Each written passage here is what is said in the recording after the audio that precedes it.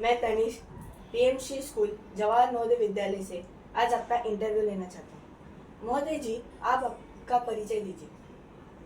नमस्कार, मेरा नाम परिणिका राउत, मैं एक अभिनेत्री हूँ। सचिन पिलगांवकर सर के फिल्म में मैंने काम किया है, मराठी सीरियल्स में मैंने काम किया है और बहुत सारे मुंबई के मशहूर थिएटर में मैंने ड्रामास किए हैं। उसके बावजूद मेरा एजुकेशन सिविल इंजीनियर है। हाँ, आज आपके परिवार में कौन कौन है?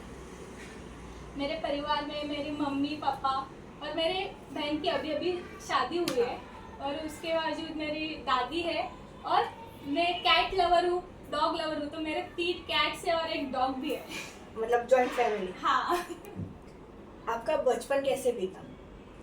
बचपन सबका रहता है वैसे है, पर मैं रहती थी गांव में, विलेज एरिया है पूरा, चिंचणी गांव है और गांव के भी मेरा अंदर घर है, तो उधर अभी भी रिक्शा वगैरह कुछ आते नहीं है, तो तभी तो व्हीकल का बहुत प्रॉब्लम था। तो मुझे स्कूल में मेरे दादाजी छोड़ते थे और जब मेरा साइकिल वगैरह मैं सीख गई तो मैं साइकिल लेके स्कूल जाती थी।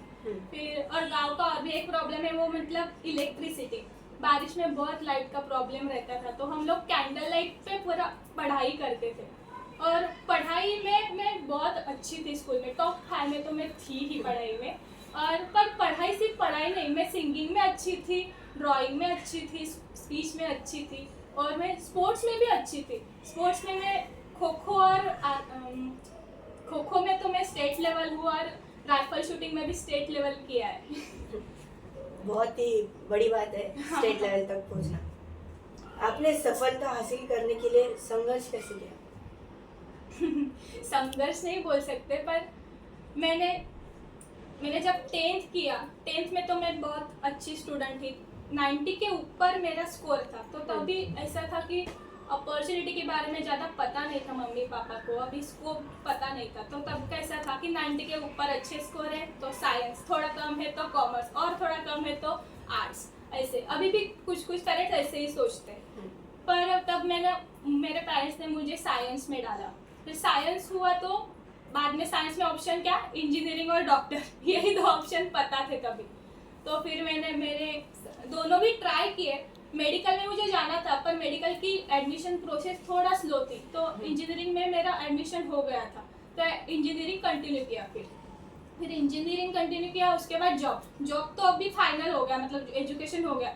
पर जॉब जब मैं करने लगी तो मुझे ऐसा लगा कि मुझे ये नहीं करना है, मेरा इंटरेस्ट ही नहीं है जॉब में। तो क्या हुआ, जॉब करने लगी तो मैंने घर में बोला कि मुझे नहीं चाहिए, जॉब नहीं कर सकती। तो फिर पेरेंट्स को बताया और समझाया। फिर बाद में मैंने पेंटिंग क्लासेस ओपन किए मेरे खुद के। मुझे पेंटिंग करना बहुत अच्छा लगता था, पेंटिंग आता है मुझे, कैनवास पेंटिंग वगैरह। तो उसके क्लासेस ओपन किए, वर्कशॉप लिए, एग्जीबिशन रखे और उसमें अच्छा चल रहा था। पर उसमें क्या हुआ, बाद में लॉकडाउन आ गया। तो लॉकडाउन में तो आपको पता है सब बंद हो गया था, सब जिनका भी कुछ चालू था वो बंद हो गया था। तो लॉकडाउन के बाद मुझे ऐसा लगा अभी क्या करूँ, तो लॉकडाउन में ऐसे इंटरटेनमेंट पर्पस के लिए व्लॉग करना शुरू कर दिया था मैंने, मतलब YouTube vlog, travel vlog, food vlog. तब मैंने जब व्लॉग डाले तो लोगों को वो पसंद आए, तब मुझे पता चला कि अरे मुझे भी ये पसंद है, लोगों को भी मैं जो करती हूँ वो पसंद आ रहा है। तो मैंने वही कंटिन्यू करने का सोचा और मुझे ऐसे इंस्टाग्राम पे ऐड आई कि एक ऐसे एक्टिंग एकेडमी है, तो मैंने वो ज्वाइन कर ली। पर उसमें करियर वगैरह करने का कोई ऐसा सोचा नहीं था, क्योंकि मुझे कैसे सिर्फ ऐसे सब कलाएं सीखनी है, इसमें जब रंगोली सीखनी है, सिंगिंग सीखनी है, सब जितना बेसिक है ना वो सब सीखना है, ऐसा रहता है। तो मैंने ऐसे फन के लिए एक्टिंग एकेडमी ज्वाइन कर ली। तो जब एकेडमी खत्म हुई ना, तब मुझे एक नाटक मतलब ड्रामा से अपॉर्चुनिटी आई कि एक छोटा रोल करूंगी। तो मैंने सोचा हाँ चलो कर लेते हैं ऐसे। पर मैं जब उधर गई तब मुझे पता चला अरे बाप रे, इतने बड़े बड़े एक्टर्स है, इनसे तो बहुत सीखना चाहिए, मतलब मुझे अभी कुछ नहीं आता। तो मुझे इंटरेस्ट आने लगा और मैंने बहुत सीखा। फिर 2 ईयर मैंने सिर्फ थिएटर ही किया और उसके बाद मैंने सीरियल्स के लिए ट्राई किया, सीरियल्स ऑडिशन दिए और मेरे पहली सीरियल मिली बाळू मामाच्या नावानं चांग भलं, कलर्स मराठी पे। पर उसमें क्या था, 6 बजे का कॉल टाइम देते थे, मतलब 6 बजे सेट पे पहुंचना है सुबह, और वो था गोरेगांव फिल्म सिटी में। तो फिल्म सिटी में 6 बजे हमारे पालघर और डहाणू से तो जाना पॉसिबल नहीं है ना। तो फिर मैं उधर विरार में स्टे करती थी, पर विरार से भी मुझे 4 बजे निकलना पड़ता था कि 6 बजे पहुंचने के लिए। फिर 4 बजे रिक्शा वगैरह नहीं, फिर चलकर मैं स्टेशन पे जाती थी, सुबह सुबह चलकर अंधेरे में जाती थी। और मुझे 4 बजे की ट्रेन पकड़कर जाना पड़ता था 6 के कॉल टाइम के लिए। तो 6 का कॉल टाइम क्यों, तो 7 की शिफ्ट रहती थी और 1 घंटा पहले बुलाते थे, क्योंकि वो पुराने ज़माने की सीरियल है, बाळूआ मचा नावाने सांगोलम गाँव की सीरियल है। तो पूरा नौवारी साड़ी रहता था, उसके हिसाब से हेयर स्टाइल, मेकअप, ज्वेलरी सब उसके हिसाब से रहता था। और वो पहन के मुझे पूरा दिन भर 12 से 14 घंटे मुझे ऐसा रखना पड़ता था वो पूरा, और 12-14 घंटे रखना ही पड़ता था। और पूरा शूट ये बाहर रहता था, मतलब धूप में रहता था, इसके लिए वो थोड़ा स्ट्रगल है। बट वो स्ट्रगल मैं स्ट्रगल मानती नहीं हूँ, क्योंकि हर आर्टिस्ट के जीवन में ये स्ट्रगल आता ही है, और वो स्ट्रगल नहीं है, it's part of my journey. मतलब ये करना ही है तो ही इस फील्ड में आओ। और किसी ना किसी फील्ड में कुछ ना कुछ स्ट्रगल तो होता ही है, पर वो स्ट्रगल नहीं रहता है, वो अपने जीवन का पार्ट रहता है। ये भी बड़ी बात है यहाँ तक पहुँचना। आज आप हम जैसे बच्चों को क्या प्रेरणा देना चाहेंगे? मुझे लगता है कि आपको जो चाहिए वो करो, जो दिल से जो आपको लगता है वो करना चाहिए, वो करना चाहिए। आप सपने देखो और सपने पूरे करो, लिव योर ड्रीम्स। आप ऐसे इसने बोला ये करने के लिए, ऐसे मम्मी पापा ने बोला या किसी और लोग क्या बोलेंगे, ऐसे कुछ मत सोचो, आपके दिल का सोचो। आप ऐसे 3 इडियट मूवी आपने देखा रहेगा, उसमें दिखाया है कि कैसे सबको इंजीनियरिंग पसंद नहीं थी, किसी को फोटोग्राफी पसंद थी। तो ऐसे आपको जो कला में इंटरेस्ट है या स्पोर्ट्स में इंटरेस्ट है या किसी में भी, अगर शिक्षा में ही इंटरेस्ट है, साइंस में इंटरेस्ट है तो साइंस करो, ऐसे कुछ फोर्स मत करो, आपको जो करना है वो करो। आज की शिक्षा एवं संघर्ष पहले की शिक्षा एवं संघर्ष से कैसे अलग है? अभी आज की शिक्षा में आपका ही एग्जांपल देती हूँ, क्योंकि आप अभी मेरा इंटरव्यू ले रहे हैं, तो आपके ये स्कूल का एक्टिविटी है। पर हमारे टाइम ऐसे एक्टिविटी नहीं थे, हमारे टाइम कंपटीशन वगैरह थे, पर ऐसे एक्टिविटीज आर्ट के रिलेटेड। अभी आपका ये एक्टिविटी आर्ट के रिलेटेड है, मतलब मास मीडिया का रिलेटेड है, किसी को ये पसंद है तो वो मास मीडिया में करियर कर सकता है।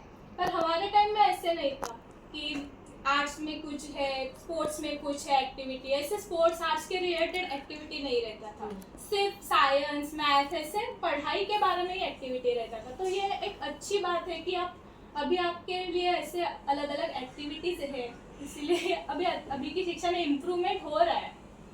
आपके अनुसार जीवन की सफलता क्या है?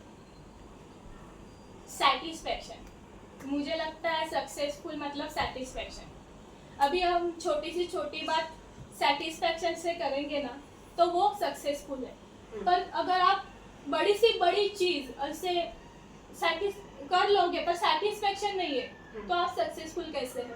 इसलिए मेरा मतलब डेफिनेशन यही होगा कि सक्सेसफुल की डेफिनेशन यह है कि सेटिस्फैक्शन। हाँ। आज की स्कूली शिक्षा परिवार के लिए कैसी है? परिवार आजकल के बच्चे में देखती हूँ कि सुबह उठते हैं, उनका क्लास जाते हैं, फिर स्कूल जाते हैं, फिर घर आते हैं, फिर कौन से तो क्लास जाते हैं, ट्यूशन जाते हैं।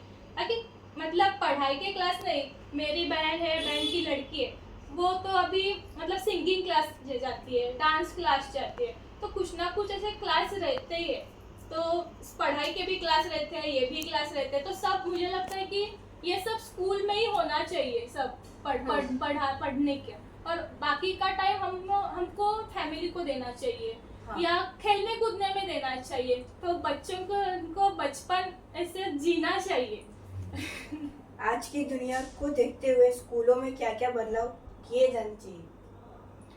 वही मैं बोलूँगी कि अभी ये सिंगिंग और पेंटिंग और स्पोर्ट्स ये भी स्कूल में इंक्लूड होना चाहिए। अभी आपके हमारे टाइम में सिर्फ कंपटीशन रहता था, अभी आपको एक्टिविटीज देते हैं। तो मुझे लगता है एज अ सब्जेक्ट कला या स्पोर्ट्स उसका भी इंक्लूड होना चाहिए एज अ सब्जेक्ट। सिंगिंग सब तो सीख नहीं सकते, पर एटलीस्ट बेसिक कुछ तो रहना चाहिए, सबका इंक्लूड होना चाहिए। और जब वैसे इंक्लूड होगा तो बाकी की क्लास लगाने की जरूरत नहीं पड़ेगी, ट्यूशन भी लगाने की जरूरत नहीं पड़ेगी। अगर अच्छे सिखाया, स्कूल में ही अच्छा सिखाया तो ट्यूशन की भी जरूरत नहीं पड़ेगी। फिर घर आके बच्चे लोग और भी कुछ कर सकते हैं, कुछ क्रिएटिव कर सकते हैं, सिर्फ होमवर्क ही नहीं करेंगे, बाकी का चीज भी कर सकते हैं ऐसे। आपके अनुसार शिक्षा का उद्देश्य एवं शिक्षक का दायित्व कैसा होना चाहिए? मुझे लगता है कौन से भी टीचर ने कंपैरिजन नहीं करनी चाहिए कौन से भी स्टूडेंट में। मतलब अभी आर्ट्स, स्पोर्ट्स और पढ़ाई, मतलब किसी का आर्ट्स में ये है तो वो आर्ट्स के लिए अच्छा रहता है पर मैथ्स कम रहता है, ऐसे भी हो सकता है। किसी का स्पोर्ट्स अच्छा रहेगा तो किसी का साइंस कम रहेगा, किसी का साइंस अच्छा है तो वो स्पोर्ट्स में कम रहेगा। तो स्पोर्ट्स में जो अच्छा है और साइंस में जो अच्छा है, उन दोनों स्टूडेंट में टीचर ने कंपैरिजन नहीं करनी चाहिए। हाँ। ऐसी लगती है। मतलब आपने तारे जमीन पर मूवी देखा रहेगा तो उसमें ईशान को ड्राइंग अच्छा लगता था पर उसको मैथ्स नहीं आता था। पर ऐसा नहीं है कि वो ब्राइट स्टूडेंट नहीं है, वो उसमें करियर कर हाँ। सकता है, ड्राइंग में करियर कर सकता है। किसी की सिंगिंग अच्छी रहेगी तो वो सिंगिंग में करियर कर सकता है। तो टीचर्स ने कंपैरिजन नहीं करना चाहिए कौन से भी स्टूडेंट में, ऐसे मुझे लगता है। मतलब सबको इक्वल Yes. ट्रीट करना चाहिए। यस। आज सरकारी स्कूलों के बारे में आम आदमी और आपकी क्या राय है? मैं खुद सरकारी स्कूल में सीखी हूँ और मेरी मम्मी भी सरकारी स्कूल की प्रिंसिपल है। तो मुझे लगता है सरकारी स्कूल अच्छा रहता है, उसमें एक्टिविटीज भी बहुत सारे रहते हैं। और जब एडमिशन लेते हैं तभी फैमिली बैकग्राउंड चेक नहीं किया जाता या ज़्यादा पैसे की मांग नहीं की जाती। वैसे प्राइवेट में बहुत पैसे डाल के सेम ही शिक्षा करनी है, सेम ही सीखना है, तो प्राइवेट में क्यों जाने का। गवर्नमेंट तो बहुत अच्छा है, सरकार ने हमारे लिए स्कूल अरेंज किया है तो सरकार के स्कूल में जाना चाहिए, ऐसे मुझे लगता है। हाँ, धन्यवाद, आपने आपका कीमती समय दिया इसलिए। Thank you. Thank you.